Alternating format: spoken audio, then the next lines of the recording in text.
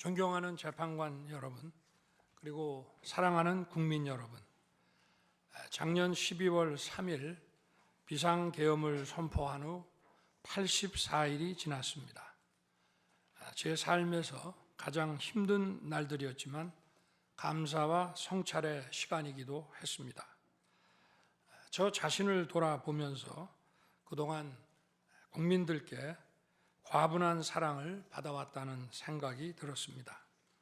감사한 마음이 들면서도 국민께서 일하라고 맡겨주신 시간에 제 일을 하지 못하고 있는 현실이 송구스럽고 가슴 아팠습니다. 한편으로 많은 국민들께서 여전히 믿어주고 계신 모습에 무거운 책임감도 느꼈습니다.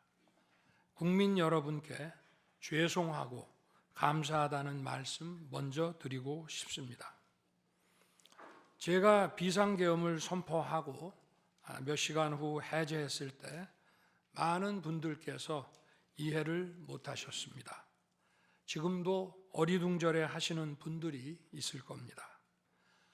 계엄이라는 단어에서 연상되는 과거의 부정적 기억도 있을 것입니다. 거대 야당과 내란 공작 세력들은 이런 트라우마를 악용하여 국민을 선동하고 있습니다. 그러나 12.3 비상계엄은 과거의 계엄과는 완전히 다른 것입니다. 무력으로 국민을 억압하는 계엄이 아니라 계엄의 형식을 빌린 대국민 호소입니다. 12.3 비상계엄 선포는 이 나라가 지금 망국적 위기 상황에 처해 있음을 선언하는 것이고, 주권자인 국민들께서 상황을 직시하고 이를 극복하는 데 함께 나서달라는 절박한 호소입니다.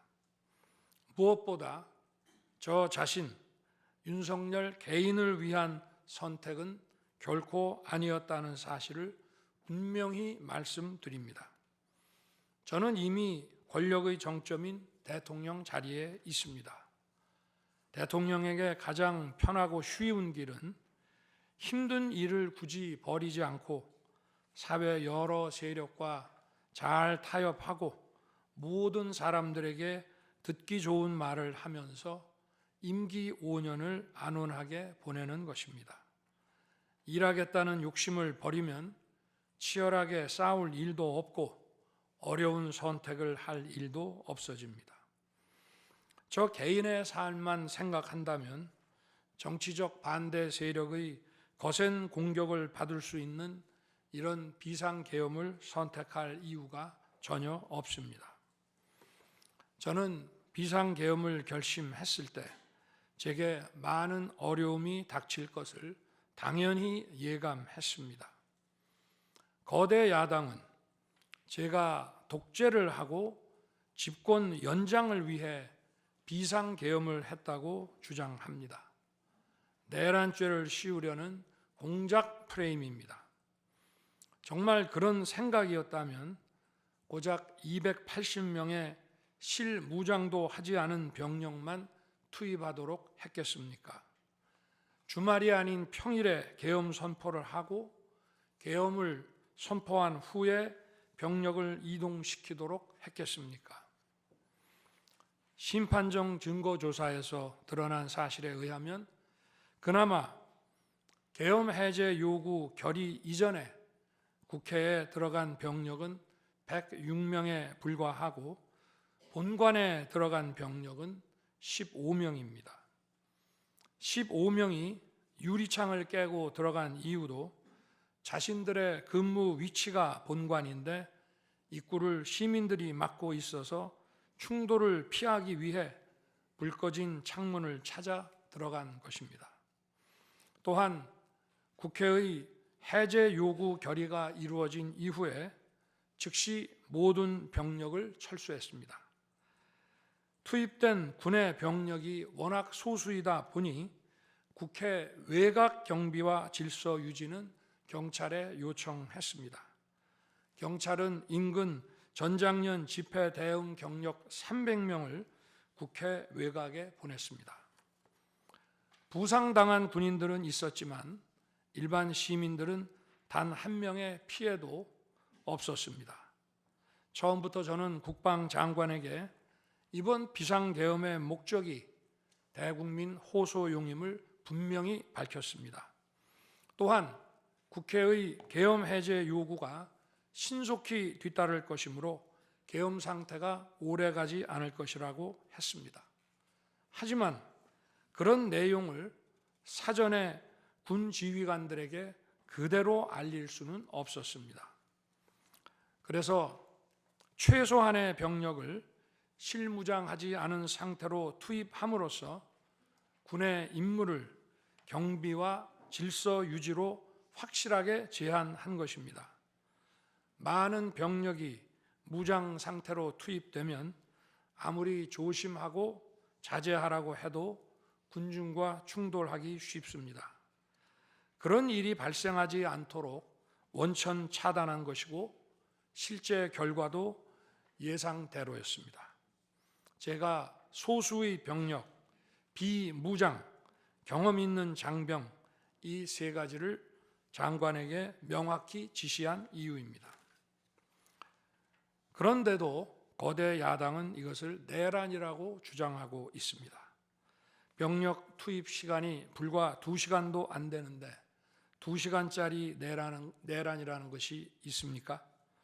방송으로 전 세계, 전 국민에게 시작한다고 알리고 국회가 그만두라 한다고 바로 병력을 철수하고 그만두는 그런 내란을 보셨습니까? 대통령이 국회를 장악하고 내란을 일으키려 했다는 주장은 어떻게든 대통령을 끌어내리기 위한 선동 공작입니다. 대통령의 법적 권한인 계엄 선포에 따라 계엄 사무를 하고 질서 유지 업무를 담당한 공직자들이 이러한 내란몰이 공작에 의해 지금 고초를 겪고 있는 모습을 보고 있으면 가슴이 찢어지는 것 같습니다. 이분들이 대통령의 장기 독재를 위해 일을 했겠습니까? 대한민국의 현실에서 이러한 장기 독재를 상상도 할 수 없다는 사실을 잘 아는 사람들이고 이미 자기 분야에서 최고의 위치에 올라 더 바랄 것도 없는 분들입니다. 이분들은 대통령의 법적 권한 행사에 따라 맡은 바 직무를 수행한 것뿐입니다. 헌법재판관 여러분, 그리고 국민 여러분, 대통령의 자리에서 많은 정보를 가지고 국정을 살피다 보면 남들에게는 보이지 않는 것들, 겉으로는 잘 드러나지 않는 문제점들이 많이 보이게 됩니다. 당장은 괜찮아 보여도 얼마 뒤면 큰 위기로 닥칠 일들이 대통령의 시야에는 바로 들어옵니다. 서서히 끓는 솥 안의 개구리처럼 눈앞의 현실을 깨닫지 못한 채 벼랑 끝으로 가고 있는 이 나라의 현실이 보였습니다. 언제 위기가 아닌 때가 있었냐고 하는 분도 있을 겁니다. 그렇지만 그동안의 위기가 돌발 현안 수준이었다면 지금은 국가 존립의 위기, 총체적 시스템의 위기라는 점에서 차원이 완전히 다릅니다. 미국 트럼프 대통령은 취임 첫날 국가 비상사태를 선포하고 군을 투입했습니다. 미국이 국가 비상사태인가에 대한 판단은 다를 수 있습니다. 하지만 불법 체류자와 마약 카르텔 등 당면한 위기에 맞서 국민들을 지키기 위한 대통령의 결단임은 분명해 보입니다.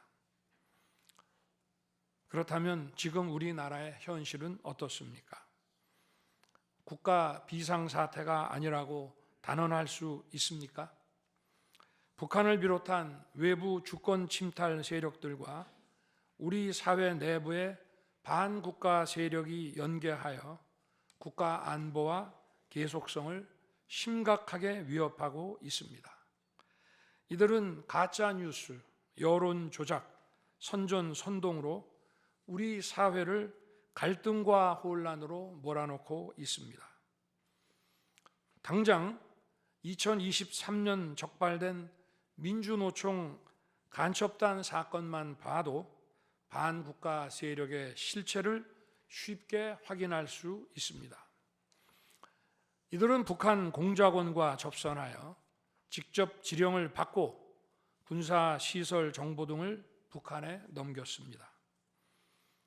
북의 지령에 따라 총파업하고 미국 대통령 방한 반대, 한미연합훈련 반대, 이태원 참사 반정부 시위 활동 등을 펼쳤습니다.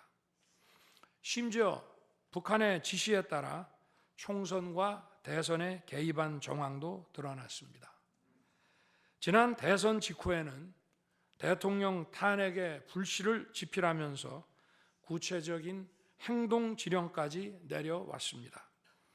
실제로 대통령 당선인이 취임하기도 전인 2022년 3월 26일 윤석열 선제 탄핵 집회가 열렸고, 그때부터 2024년 12월 초까지 무려 178회의 대통령 퇴진 탄핵 집회가 열렸습니다.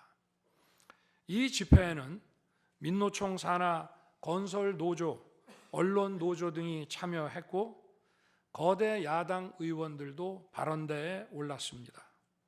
결국 북한의 지령대로 된 것 아닙니까?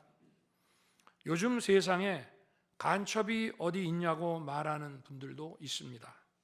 하지만 간첩은 없어진 것이 아니라 대한민국의 자유민주주의를 무너뜨리는 체제 전복 활동으로 더욱 진화한 것입니다.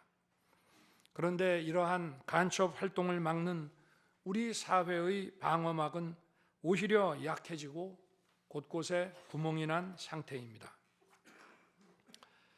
지난 민주당 정권의 입법 강행으로 2024년 1월부터 국정원의 대공수사권이 박탈됐습니다.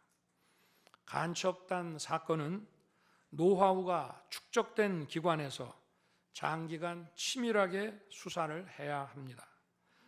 그런데 제대로 준비할 시간도 없이 전문성과 경험이 부족한 경찰에 대공수사권이 넘어가 버렸습니다. 간첩이 활개치는 환경이 만들어진 것입니다. 게다가 애써 잡아도 재판이 장기간 방치되는 상황까지 발생하고 있습니다. 현재 재판이 진행 중인 간첩 사건이 민노총 간첩단, 창원 간첩단, 청주 간첩단, 제주 간첩단 등 4건이나 됩니다. 그런데 청주 간첩단 사건은 1심 판결까지 29개월이 넘게 걸렸고, 민노총 간첩단 사건도 1심 판결에 1년 6개월이 걸렸습니다. 이들은 구속기간 만료 후 석방되어 1심 판결로 법정 구속이 될 때까지 버젓이 활보하고 다녔습니다. 현재 창원 간첩단 사건은 2년 가까이 재판이 중단되어 있고, 제주 간첩단 사건도 1년 10개월째 재판이 파행 중입니다. 모두 석방된 상태입니다. 간첩을 잡지도 못하고 잡아도 제대로 처벌도 못하는데 이런 상황이 과연 정상입니까? 그런데도 거대 야당은 민노총을 옹호하기 바쁘고 국정원 대공수사권 박탈에 이어 국가보안법 폐지까지 주장하고 있습니다. 경찰의 대공수사에 쓰이는 특활비마저 전액 삭감해서 영원으로 만들었습니다. 한마디로 간첩을 잡지 말라는 것입니다. 작년에는 중국인들이 드론을 띄워 우리 군사기지, 국정원, 국제공항과 국내 미군 군사시설을 촬영하다 연이어 적발되었습니다. 이들을 간첩죄로 처벌하기 위해서는 법률을 개정해야 하는데 거대 야당이 완강히 거부하고 있습니다. 국가 핵심 기술을 유출하는 산업 스파이도 최근 급증하고 있습니다. 반도체, 디스플레이 등 기술 유출 피해가 수십조 원에 달하는데 그 3분의 2가 중국으로 유출됩니다. 중국은 사진 한 장만 잘못 찍어도 우리 국민을 마음대로 구금하는 강력한 반간첩법을 시행하고 있는데 거대 야당은 산업 스파이를 막기 위한 간첩죄 법률 개정조차 가로막고 있습니다. 또한 거대 야당은 방산 물자를 수출할 때 국회 동의를 받도록 하는 방위사업법 개정안을 당론으로 추진하고 있습니다. 방산 비밀 자료를 국회에 제출해야 하고 거대 야당이 반대하면 방산 물자도 수출할 수 없게 됩니다. 국회에 제출된 방산 비밀 자료들이 제대로 보안 유지가 되며 적대 세력에 넘어가지 않는다고 누가 보장할 수 있겠습니까? 방산 기밀 자료가 이렇게 유출되면 상대국에서 우리 방산 물자를 수입하겠습니까? 북한, 중국, 러시아가 원치 않는 자유세계의 방산 수출을 하지 말라는 말과 같습니다. 방산 수출은 단순히 돈을 버는 것만이 아닙니다. 수출 상대국과 전략적 연대를 강화하고 더 나아가 자유세계 많은 국가들과 국방 협력을 이루어서 우리의 안보를 튼튼하게 하는 것입니다. 이러한 방산 수출을 권장하기는커녕 이렇게 방해하는 것이 결국 누구에게 도움되는 것입니까? 거대 야당은 우리 국방력을 약화시키고 군을 무력화하는 데도 앞장서고 있습니다. 여러분이 다 아시는 바와 같이 북한은 우크라이나에 많은 병력을 파병하여 러시아와 군사 밀착을 시도하고 있습니다. 우리에게 매우 심각한 안보 위협입니다. 그런데도 이를 살피기 위해 참관단을 보내려 하자 거대 야당은 당시 신원식 국방장관 탄핵까지 겁박하며 결사적으로 이를 막았습니다.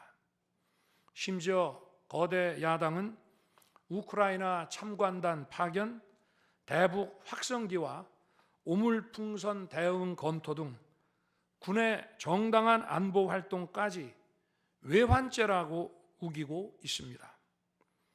국가와 국민의 안전을 지키려는 대통령을 전쟁광이라고 비난하고 북핵 위협에 대응하는 한미일 합동훈련을 극단적 친일 행위라고 매도했습니다.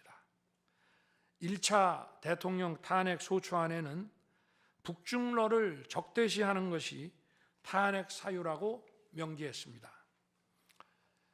190석에 달하는 무소불위의 거대 야당이 우리나라와 우리 국민 편이 아니라 북중러의 편에 서 있는 것입니다.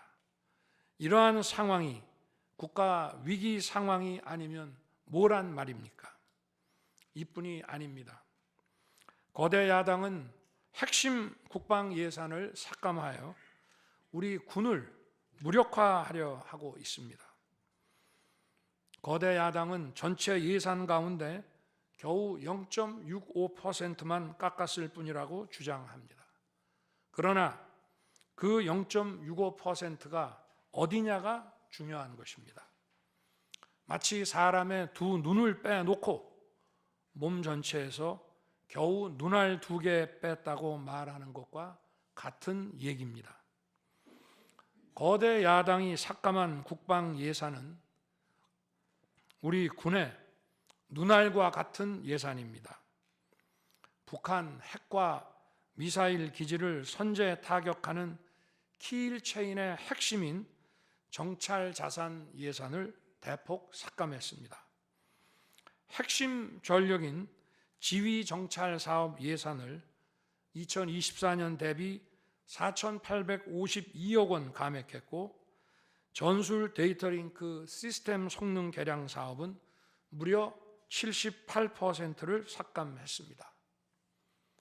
우리 국민을 향해 날아오는 미사일을 요격하는 KAMD, 즉 한국형 미사일 방어 체계 구축도 예산 삭감으로 개발이 중단될 위기입니다. 장거리 함대공 유도탄 사업을 위해 예산 119억 5,900만 원을 책정했지만 96%를 삭감하고 5억 원만 남겼습니다. 정밀 유도포탄 연구 개발 사업은 84%를 삭감했습니다. 아무리 주먹이 세도 앞이 보이지 않으면 싸울 수 없듯이 감시 정찰 자산이 없으면 아무리 좋은 무기도 무용지물입니다. 게다가 최근 북한의 드론 공격이 큰 위협으로 대두되고 있습니다. 드론 방어 예산 100억 원 가운데 무려 99억 5,400만 원을 깎아서 사업을 아예 중단시켜버렸습니다. 도대체 누구의 지시를 받아서 이렇게 핵심 예산만 딱딱 골라 삭감했는지 저도 궁금할 지경입니다. 게다가 지난 민주당 정권은 국군 방첩사령부의 수사 요원을 2분의 1가량 대폭 감축하여 군과 방산에 대한 정보 활동과 방첩 활동에 심각한 타격을 주었습니다. 또 과거 간첩 사건과 연루된 인물을 국정원의 주요 핵심 간부로 발령내서 국정원이 방첩기관인지 정보 유출기관인지 모를 조직으로 방치하기도 했습니다. 지난 정부 시절 이런 일을 주도한 인물들이 여전히 거대 야당의 핵심 세력으로서 우리의 안보를 흔들고 있습니다. 우리 정부 들어 국가정보원이 국가안보의 중추기관으로 거듭날 수 있도록 노력하였고 국군 방첩사의 역량 보강을 위해 힘썼습니다마는 아직 문제의 뿌리를 제대로 다 드러내지 못했습니다. 부수고 깨뜨리기는 쉬워도 세우고 만들기는 어렵고 시간이 많이 걸리기 때문입니다. 이런 상황이 겉으로는 멀쩡한 것처럼 보이지만 실질적으로 전시사변에 못지않은 국가 위기 상황이라고 저는 판단하고 있습니다. 거대 야당은 야당에 대한 대통령의 인식을 탓하기 전에 공당으로서 국가에 대한 책임 있는 자세와 신뢰를 보여주는 게 우선이라고 저는 생각합니다.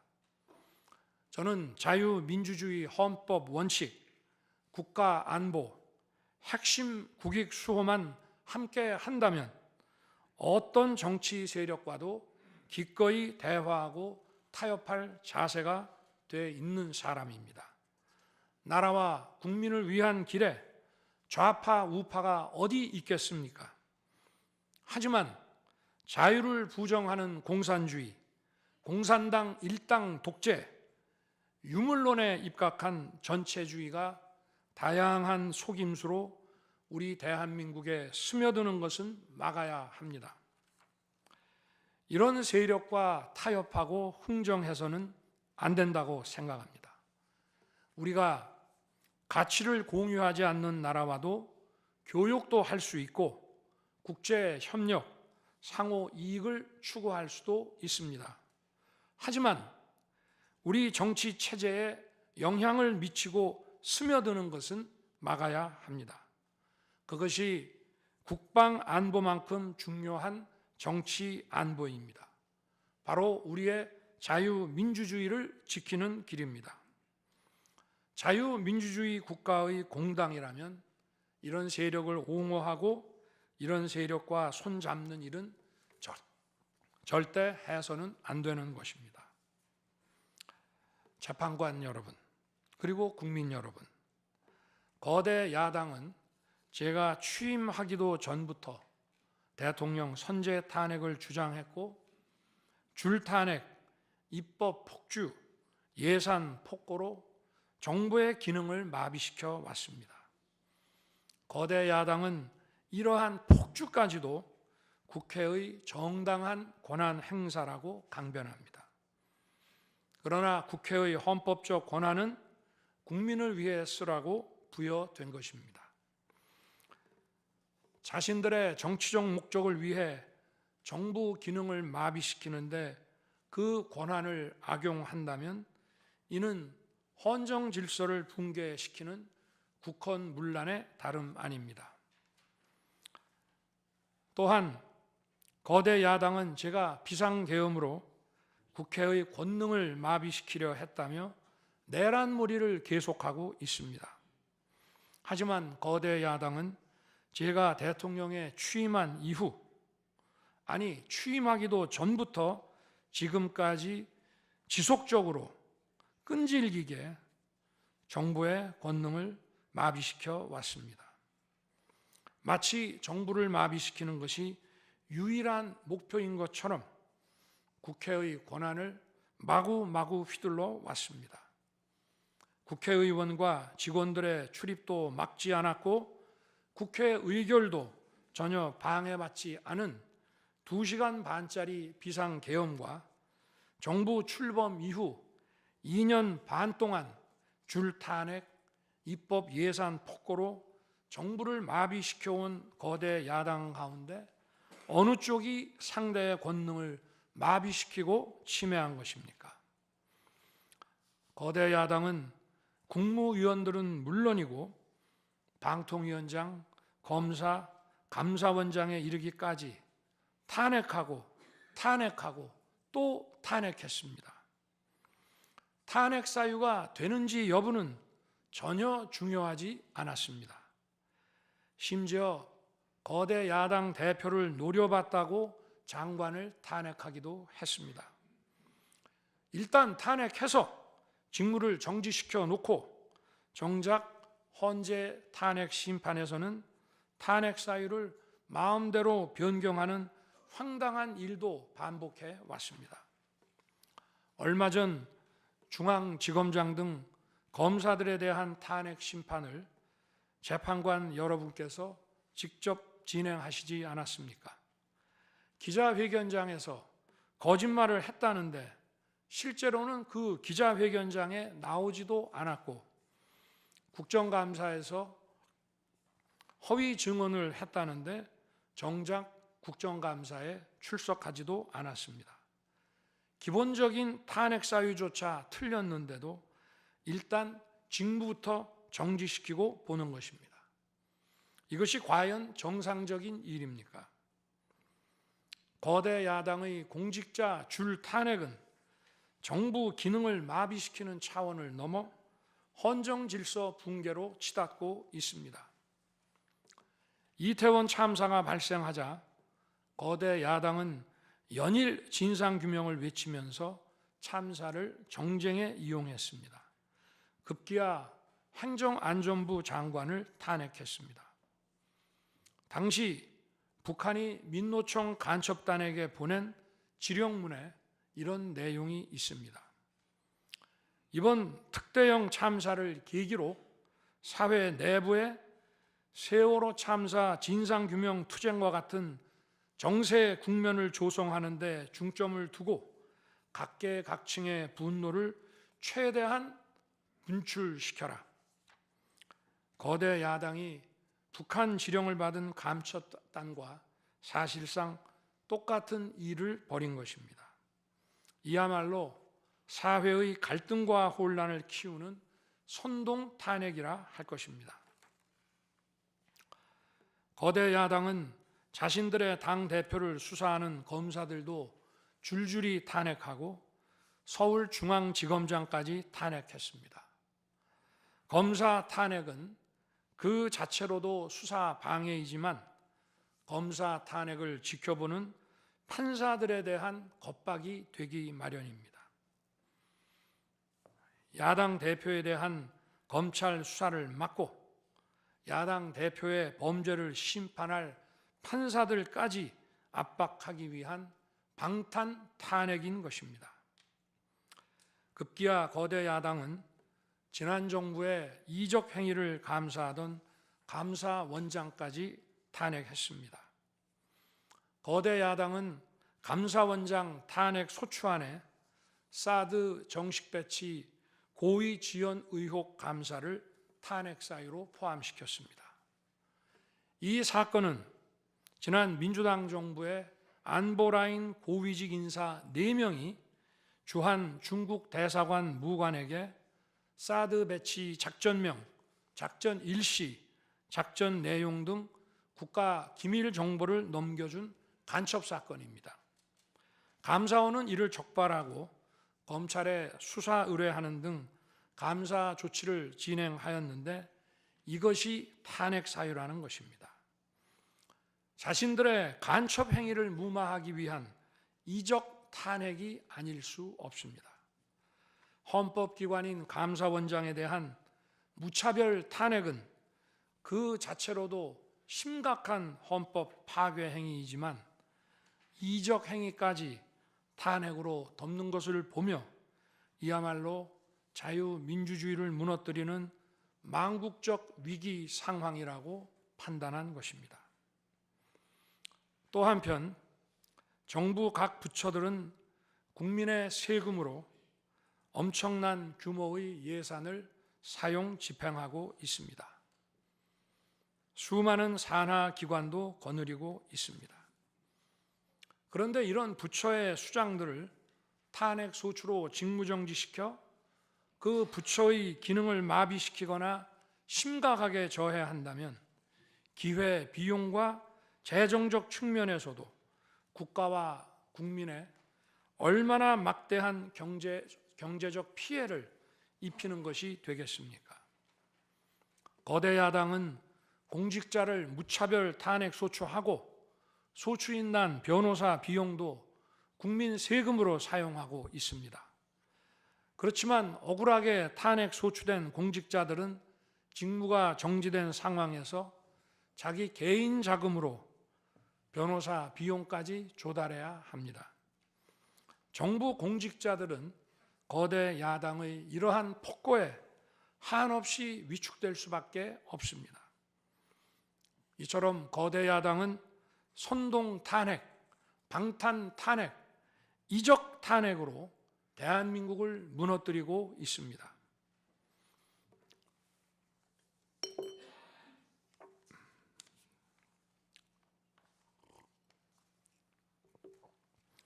우리나라 선거 가운데 대통령 선거가 기간도 가장 길고 국민적 관심도 가장 큽니다.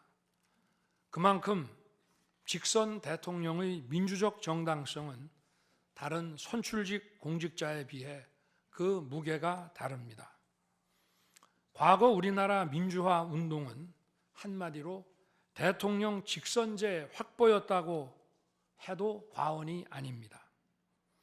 그런데 거대 야당은 대선이 끝나자마자 동조 세력과 연대하여 아직 취임도 하지 않은 대통령 당선인을 상대로 선제 탄핵과 퇴진 운동을 벌이기 시작했고 지난 2년 반 동안 오로지 대통령 끌어내리기를 목표로 정부 공직자 줄탄핵 그리고 입법과 예산 폭거를 계속해 왔습니다.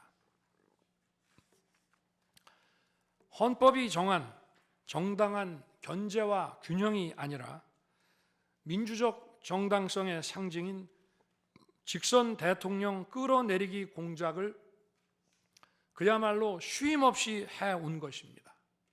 이것이 국헌문란이 아니면 도대체 어떤 것이 국헌문란 행위이겠습니까? 뿐만 아니라 거대 야당의 이런 지속적 국헌문란 행위는 국가 정체성과 대외 관계에 있어서 자유민주주의 헌법 정신과 동떨어진 인식에 기반하고 있다고 저는 생각합니다. 따라서 직선 대통령을 끌어내리기 위한 줄탄핵, 입법 예산 폭거는 어느 면으로 보나 자유민주주의 헌정질서 파괴 목표로 하고 있다고 하겠습니다. 흔히들 대통령 중심제 권력 구조를 가지고 제왕적 대통령제라고 합니다. 그러나 지금 우리나라는 제왕적 대통령이 아니라 제왕적 거대 야당의 시대입니다. 그리고 제왕적 거대 야당의 폭주가, 그 독재가 대한민국의 존립 위기를 불러오고 있습니다.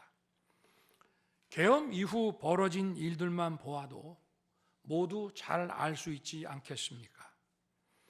제가 정말 제왕적 대통령이라면 공수처, 경찰, 검찰이 앞다퉈서 저를 수사하겠다고 나서고 내란죄 수사권도 없는 공수처가 영장 쇼핑, 공문서 위조까지 해가면서 저를 체포할 수 있겠습니까? 저 역시도 수사 업무에 26년간 종사한 사람이지만 이렇게 여러 수사 기관들이 무차별적으로 한 사건에 달려드는 꼴은 본 적이 없습니다. 비상계엄에 투입된 군 병력이 총 570명에 불과한데 불법적으로 대통령 한 사람 체포하겠다고 대통령 관저에 3, 4천 명이 넘는 경찰력을 동원했습니다. 대통령과 거대 야당 가운데 어느 쪽이 제왕적 권력을 휘두르며 이 나라의 헌정 질서를 무너뜨리고 있습니까? 제가 비상계엄을 결단한 이유는 이 나라의 절체절명의 위기를 더 이상 방치할 수 없다는 절박함, 그것이었습니다. 저는 주권자인 국민들께 이러한 거대 야당의 반국가적 패악을 알리고 국민들께서 매서운 감시와 비판으로 이를 제발 멈춰달라고 호소하고자 했습니다. 국정마비와 자유민주주의 붕괴를 막고 국가 기능을 정상화하기 위해 절박한 심정으로 계엄을 선포한 것입니다. 12.3 비상계엄의 선포는 국가가 위기 상황과 비상사태에 처해 있음을 선언한 것입니다. 국민을 억압하고 기본권을 제한하려는 것이 아니라 주권자인 국민께서 비상사태 극복에 직접 나 주십사 하는 간절한 호소입니다. 그런데 거대 야당은 제가 국회의 요구에 따라 계엄을 해제한 그날부터 탄핵 시동을 걸었습니다. 하지만 비상계엄은 범죄가 아니고 국가 위기를 극복하기 위한 대통령의 합법적 권한 행사입니다. 저는 긴급 국무회의를 거쳐 방송을 통해 비상계엄을 선포했고 그 과정에서 거대 야당의 국회 독재가 망국적 위기를 초래하였다고 했기 때문에 많은 사람들이 국회로 몰려들 것이었고 계엄 상황에서 질서 유지를 위해 국회에 최소한의 병력을 투입했으며 국회가 해제 요구 결의를 하자 즉각 병력을 철수하고 국무회의를 소집해서 계엄을 해제했습니다. 다 알고 계시다시피 2023년 중앙선관위를 포함한 국가기관들이 북한에 의해 심각한 해킹을 당했습니다. 중앙선관위는 이 같은 사실을 국가정보원으로부터 통보받고도 다른 국가기관과 달리 점검에 제대로 응하지 않았습니다. 나중에 채용비리 사건 때문에 울며 겨자 먹기로 응한 일부 소극적 점검 결과 심각한 보안 문제가 드러났기 때문에 중앙선관위 전산 시스템 스크린 차원에서 소규모의 병력을 보낸 것입니다. 선거의 공정과 직결되는 중앙선관위의 전산 시스템 보안 문제는 우리 자유민주주의 체제의 핵심 공공재이자 공공자산을 지키는 일입니다. 더구나 그동안의 선거 소송에서 드러난 다량의 가짜 부정투표 용지, 그리고 투표 결과가 도저히 납득하기 어렵다는 통계학과 수리과학적 논거 등에 비추어 중앙선관위의 전산 시스템에 대한 투명한 점검 필요성이 꾸준히 제기되어 왔습니다. 이런 조치들의 어떤 부분이 내란이고 범죄라는 것인지 도대체 이해할 수가 없습니다. 비상계엄이라는 것 자체가 불법이라면 계엄법은 왜 있으며 합동참모본부의 계엄관은 왜 존재하겠습니까? 재판관 여러분, 그리고 국민 여러분, 저는 2021년 6월 29일 처음으로 정치 참여를 선언했습니다. 대통령이라는 자리가 영광의 길이 아니라 형극의 길이라는 사실은 이미 잘 알고 있었습니다. 또 대통령직을 아주 가까이에서 지켜보신 어떤 분은 우리나라 대통령직은 저주의 길이라면서 만류하시기도 했습니다.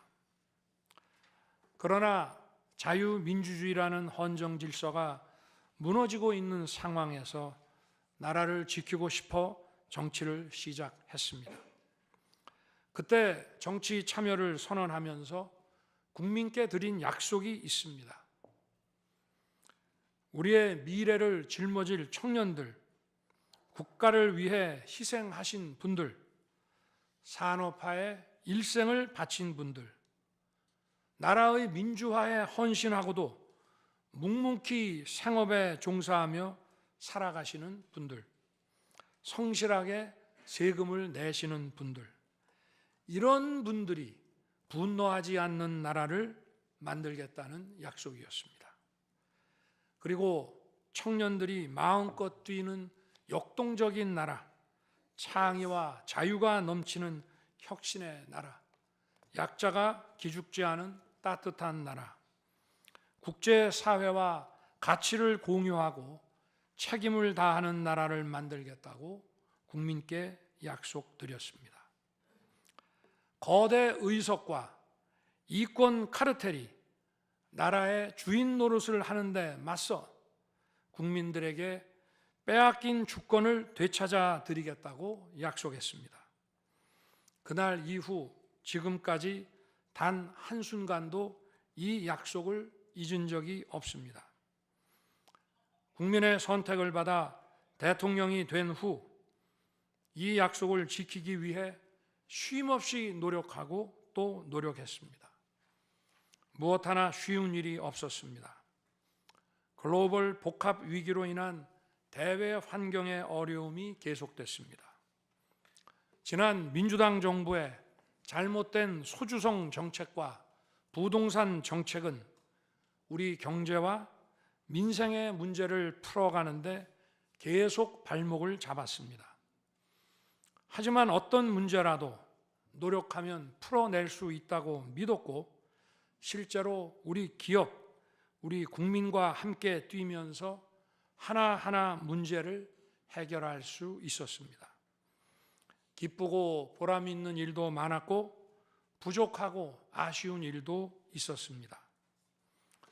무엇보다 국가 안보와 국민 안전을 지키는 제복 입은 공직자에 대한 처우 개선 추진이 보람된 일이었습니다. 지난 민주당 정권은 반일 선동에만 열을 올렸지만 우리 정부에서는 1인당 GDP가 일본을 앞질렀고 우리 인구의 2배 반이 넘는 경제 강국 일본과 수출액 차이가 작년에는 불과 수십억 불 규모로 좁혀졌습니다. 20년 전에 비해 100분의 1, 지난 민주당 정부에 비해 수십분의 1로 줄어든 것입니다. 또 작년에 30번이나 열었던 전국 순회 민생 토론의 기억이 많이 납니다. 국민의 어려움을 직접 듣고 많은 일을 현장에서 해결해 드리면서 국민과 같이 웃기도 했고 같이 울기도 했습니다. 수도권, 영남, 호남, 충청, 강원, 제주까지 전국 모든 지역을 다니면서 지역 발전 방안을 함께 고민했습니다. 우리 국민들께서 전국 어디에 사시든 공정한 기회를 누리며 행복하게 살 수 있도록 만들어서 진정한 국민 통합을 이루고 싶었습니다. 다시 그렇게 일할 기회가 있을까 마음이 아립니다. 1박 4일의 살인적 일정으로 미국에 가서 한미일 캠프 데이비드 선언을 발표했을 때는 보람이 컸고 정말 마음이 든든했습니다. 방산 수출에 물꼬를 트고 팀 코리아가 체코 원전 건설 사업의 우선 협상 대상자로 선정됐을 때에는 어린아이같이 기뻤습니다. 아쉬웠던 순간도 떠오릅니다. 기업과 국민들에게 꼭 필요한 법안들은 하염없이 뒤로 밀어놓고 거부권을 행사할 수밖에 없는 위헌적 법안, 핵심 국익에 반하는 법안들이 야당 단독으로 국회에서 일사천리 통과될 때에는 답답했습니다. 국방, 치안, 민생을 위해 꼭 필요한 아킬레스건 예산들이 삭감됐을 때에는 막막했습니다. 지금 저는 잠시 멈춰서 있지만 많은 국민들, 특히 우리 청년들이 지금 대한민국이 처한 상황을 직시하고 스스로 주권을 되찾고 나라를 지키기 위해 나서고 있습니다. 비상계엄의 목적이 망국적 위기 상황을 알리고 헌법 제정 권력인 주권자들께서 나서 주시기를 호소하는 것이었는데 이것만으로도 비상계엄의 목적이 상당 부분 이루어졌다고 생각하게 됩니다. 저의 진심을 이해해 주시는 우리 국민과 청년들에게 진심으로 감사 말씀을 드리고 싶습니다. 제가 직무에 복귀하게 되면 나중에 또다시 계엄을 선포할 것이라는 터무니없는 얘기도 있습니다. 계엄의 형식을 빌린 대국민 호소로 이미 많은 국민과 청년들께서 나라의 상황을 직시하고 나라 지키기에 나서고 계신데 그런 일을 또 할 이유가 있겠습니까? 결코 그런 일은 없을 것입니다.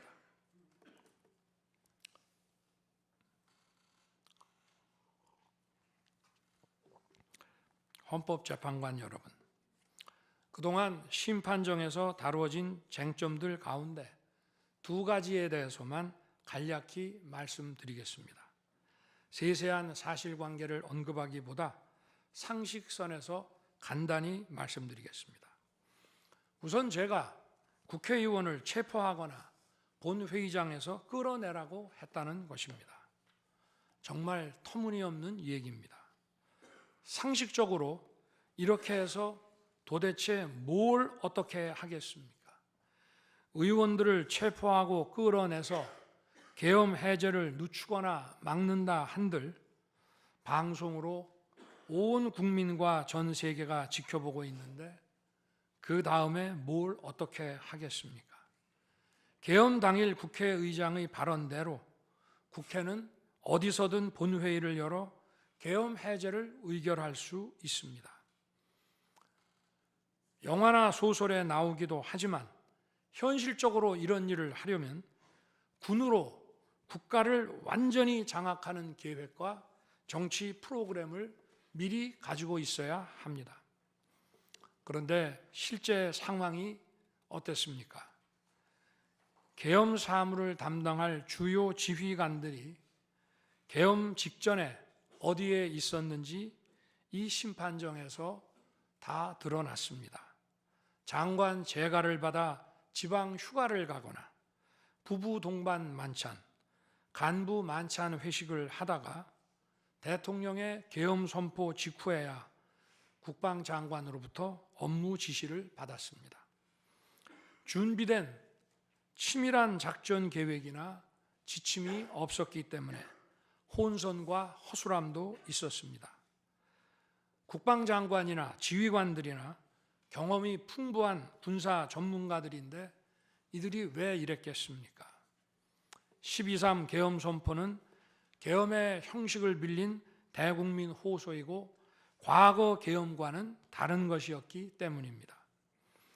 이미 민주주의를 수십 년 경험하고 몸에 밴 우리 50만 군이 임기 5년 단임 대통령의 사병 노릇을 할 리가 있습니까?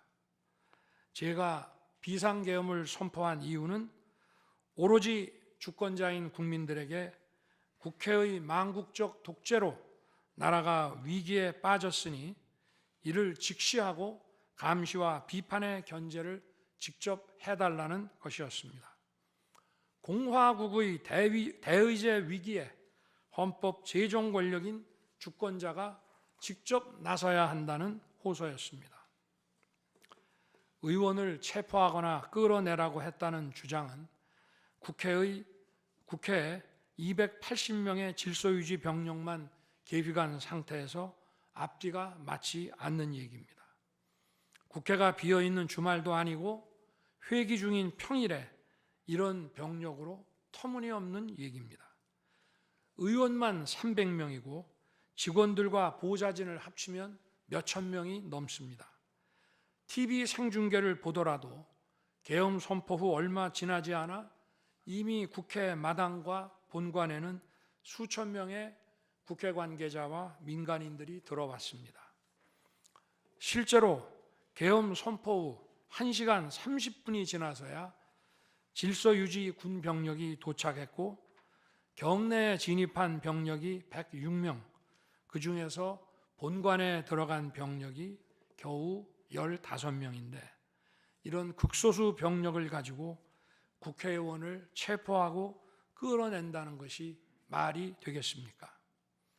게다가 의결 정족수가 차지 않았으니 본회의장에 들어가서 의원들을 끌어내라고 했다는데 의결 정족수가 차지 않았으면 더 못 들어가게 막아야지 끌어낸다는 것도 상식에 맞지 않는 얘기입니다. 본관에 진입한 군인들은 본회의장이 어디에 있는지도 몰랐다고 합니다. 무엇 하나 말이 되지 않습니다. 단 한 사람도 끌려 나오거나 체포된 일이 없었으며 군인이 민간인들에게 폭행당한 일은 있어도 민간인을 폭행하거나 위해를 가한 일은 한 건도 없었습니다. 실제로 일어나지도 않았고 일어날 수도 없는 불가능한 일에 대해 이런 주장을 하는 것은 지난번에도 말씀드렸지만 그야말로 호수 위에 비친 달빛을 건져내려는 것과 같은 허황된 것입니다. 거대 야당은 대통령의 헌법상 권한에 기해 선포된 계엄을 불법 내란으로 둔갑시켜 탄핵 소추를 성공시켰습니다. 그리고는 헌재 심판에서는 탄핵 사유에서 내란을 삭제했습니다. 그야말로 초유의 사기 탄핵이 아닐 수 없습니다. 내란이냐 아니냐는 긴 시간의 복잡한 심리를 통해 가려지는 게 아닙니다. 내란이냐 아니냐는 판례에서 보듯이 실제 일어난 일과 진행된 과정에서 드러난 결과로 누구나 쉽게 바로 알 수 있어야 내란이 되는 것입니다. 거대 야당과 소추단이 헌재 심판 대상에서 내란을 삭제한 이유는 심판의 심리 시간을 단축시키려는 것이 아니라 내란의 실체가 없기 때문입니다. 더구나 12.3 계엄은 발령부터 해제까지 역사상 가장 빨리 종결된 계엄입니다. 그러다 보니 계엄 사령부 조직도 구성되지 못했고 예하 수사본부 조직도 전혀 만들어지지 못한 채 그냥 계엄이 종료됐습니다. 비상계엄 국무회의에 대해 간단히 말씀드리겠습니다. 계엄 당일 국무회의는 국무회의로 보기 어렵다는 주장이 있습니다. 그런데 국무회의를 할 것이 아니었다면 도대체 12월 3일 밤에 국무위원들이 대통령실에 온 이유를 오히려 제가 묻고 싶습니다. 국무회의가 아니라 간담회 정도였다는 주장도 있습니다만 그날이 간담회를 할 상황은 아닙니다. 간담회는 의사 정족수도 없는데 국무회의 의사 정족수가 찰 때까지 왜 기다렸겠습니까? 당일 저녁 8시 반부터 국무위원들이 차례로 오기 시작했고 저는 비상계엄에 대해 설명하고 국방장관은 계엄의 개요가 기재된 비상계엄 선포문을 나눠줬습니다. 국무위원들은 경제적, 외교적으로 어려움이 있다고 우려했고 저는 대통령으로서 각 부처를 관장하는 국무위원들의 생각과 다른 생각을 가지고 있으며 국가가 비상 상황이고 비상한 조치가 필요함을 설명했습니다. 그리고 각 부처 장관의 우려사항, 예를 들어 경제부총리의 금융시장 혼란 우려와 외교장관의 우방국 관계 우려는 제가 걱정하지 말라고 했습니다. 국무위원들이 과거의 계엄을 연상하고 있는 상황에서 저는 그냥 걱정하지 말라고 할 수밖에 없었습니다. 의사 정족수 충족 이후 국무회의 시간은 5분이었지만 그 이전에 충분히 논의를 한 것입니다. 다음 날 새벽 해제 국무회의는 소요 시간이 단 1분이었습니다.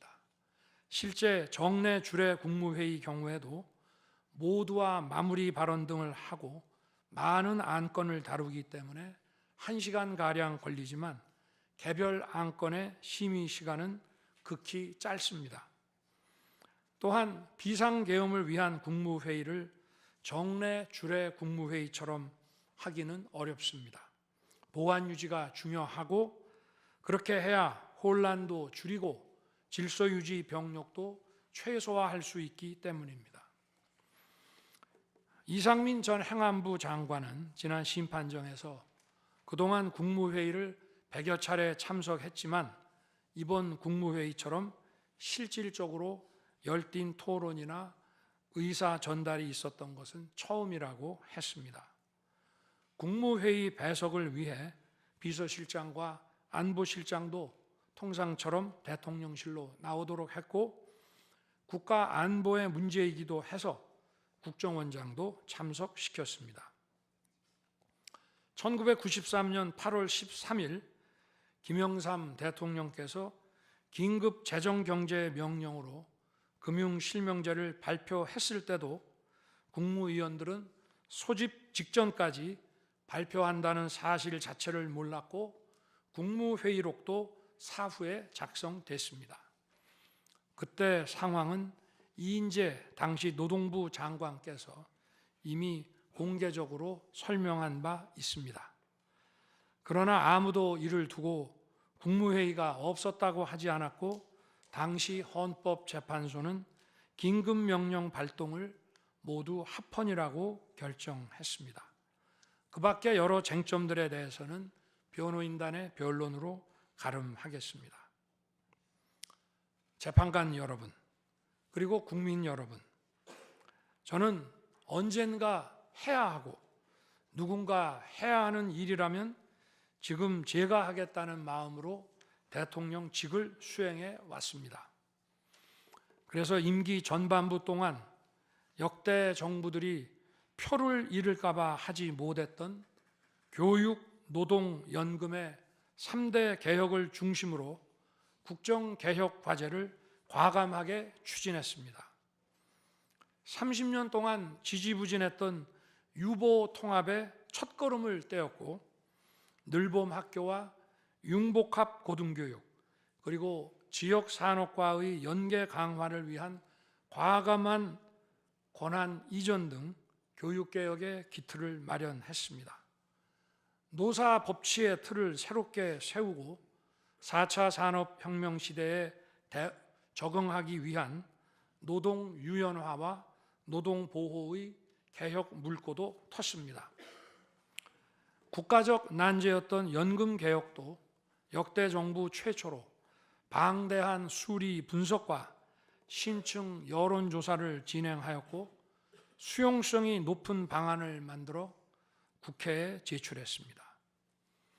대통령 임기 초반에는 국민과 유권자에게 선거 때 약속한 공약과 국정과제의 실천, 또 민생에 영향이 큰 사회개혁의 추진이 우선이기 때문에 이러한 스케줄에 맞춰 일해 온 것입니다. 어느 정권이나 임기 초기에는 선거 공약과 국정과제 이행이 우선이므로 정치개혁에는 신경 쓸 여력이 없습니다. 그러다가 전직 대통령들의 5년 임기가 금방 다 지나갔고 변화된 시대에 맞지 않는 87 체제가 여전히 유지되고 있습니다. 정치가 국민을 불편하게 만들고 나라의 발전을 가로막고 있습니다. 또 국가의 미래를 결정하는 일에 미래의 주역인 청년들이 참여할 수 있도록 정치와 행정의 문턱이 더 낮춰져야 합니다. 제가 직무에 복귀하게 된다면 먼저 87 체제를 우리 몸에 맞추고 미래 세대에게 제대로 된 나라를 물려주기 위한 개헌과 정치개혁의 추진에 후반부를 집중하려고 합니다. 저는 이미 대통령직을 시작할 때부터 임기 중반 이후에는 개헌과 선거제 등 정치 개혁을 추진하겠다는 계획을 가지고 있었습니다. 현직 대통령의 희생과 결단 없이는 개헌과 정치 개혁을 할 수 없습니다. 그래서 내가 이것을 해내자고 생각했던 것입니다. 저는 여러 전직 대통령들이 후보 시절 공약하고도 이행하지 못한 청와대 국민 반환도 당선 직후 즉시 추진하고 이행한 바 있습니다. 자녀 임기에 연연해하지 않고 개헌과 정치 개혁을 마지막 사명으로 생각하여 87 체제 개선에 최선을 다하고 싶습니다. 개헌과 정치 개혁 과정에서 국민 통합을 이루는 데도 노력을 다할 것입니다. 결국 국민 통합은 헌법과 헌법 가치를 통해 이루어지는 만큼 개헌과 정치 개혁이 올바르게 추진된다면 그 과정에서 갈라지고 분열된 국민들이 통합될 것이라고 믿습니다. 그렇게 되면 현행 헌법상 자녀 임기에 연연해야 할 이유가 없고 오히려 제게는 크나큰 영광이라고 생각합니다. 그리고 국정 업무에 대해서는 급변하는 국제 정세와 글로벌 복합 위기 상황을 감안하여 대통령은 대외 관계에 치중하고 국내 문제는 총리에게 대폭 위임할 생각입니다. 우리 경제는 다른 어느 나라보다 대외 의존도가 높습니다.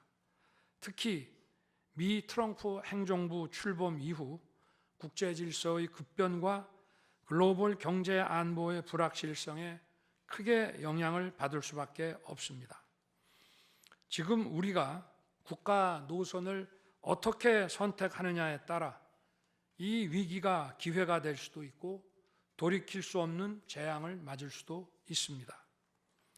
글로벌 중추 외교 기조로 역대 가장 강력한 한미 동맹을 구축하고 한미일 협력을 이끌어낸 경험으로 대외 관계에서 국익을 지키는 일에 매진하고 싶습니다. 임기 전반기에도 지방시다위원회와 국민통합위원회를 통해 지역별, 세대별 계층별 통합을 위해 노력해 왔지만 앞으로도 국민을 하나로 묶고 국가 전체의 시너지를 올리는 국민 통합에 더욱 노력할 것입니다. 존경하는 헌법재판관 여러분, 먼저 촉박한 일정의 탄핵 심판이었지만 충실한 심리에 애써주신 재판관님들께 깊이 감사드립니다.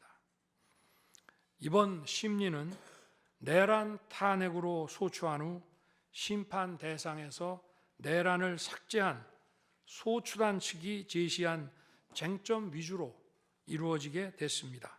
그러다 보니 제가 12.3 비상계엄을 선포한 이유와 그 불가피성에 대해서는 충분히 설명드릴 기회가 부족했다고 생각합니다. 서면으로 성실하게 관련 자료를 제출하였으니 대통령으로서 고뇌의 결단을 한 이유를 깊이 생각해 주시기 바랍니다. 또 많은 국가 기밀 정보를 다루는 대통령으로서 재판관님들께 모두 설명드릴 수 없는 부분에까지 재판관님들의 지혜와 해안이 미칠 것이라 믿습니다. 다시 한번 재판관님들의 노고에 감사드립니다. 그리고 사랑하는 대한민국 국민 여러분, 국가와 국민을 위한 계엄이었지만 그 과정에서 소중한 국민 여러분께 혼란과 불편을 끼쳐드린 점 진심으로 죄송스럽게 생각합니다. 저의 구속 과정에서 벌어진 일들로 어려운 상황에 처한 청년들도 있습니다. 옳고 그름에 앞서서 너무나 마음이 아프고 미안합니다. 정말 미안한 생각을 가지고 있습니다. 저는 대통령에 출마할 때 나라를 위해 목숨을 바치겠다고 결심했습니다. 지난 12.3 계엄과 탄핵소추 이후 엄동설안에 저를 지키겠다고 거리로 나선 국민들을 보았습니다. 저를 비판하고 질책하는 국민들의 목소리도 들었습니다. 서로 다른 주장을 하고 있지만 모두 대한민국을 사랑하는 마음이라고 생각합니다. 부족한 저를 지금까지 믿어주시고 응원을 보내주고 계신 국민 여러분께 진심으로 감사드립니다. 저의 잘못을 꾸짖는 국민의 질책도 가슴에 깊이 새기겠습니다. 그리고 이 모든 과정이 새로운 대한민국으로 도약하는 디딤돌이 될 수 있도록 최선을 다하겠습니다. 감사합니다.